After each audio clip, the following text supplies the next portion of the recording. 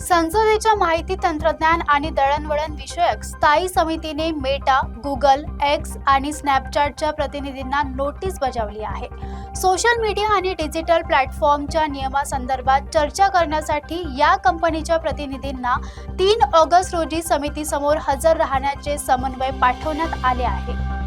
Social media आणि digital प्लॅटफॉर्मवरील वाढत्या आव्हानांच्या पार्श्वभूमीवर संसदेच्या माहिती तंत्रज्ञान आणि दळणवळण विषयक स्थायी समितीने मोठं पाऊल उचललंय.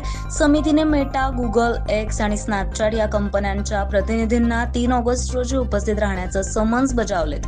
महिला, लहान मुले आणि सर्वसामान्य नागरिकांच्या गोपनीयतेचं संरक्षण करण्यासाठी तसेच सार्वजनिक सुव्यवस्था राखण्यासाठी या कंपन्या कोणत्या उपाययोजना करतायत याबाबत समिती स्पष्टीकरण मागणार आहे. सोशल मीडिया प्लॅटफॉर्मवरील जबाबदारी आणि नियमनाच्या दृष्टीने ही बैठक महत्त्वाची मानली जाते.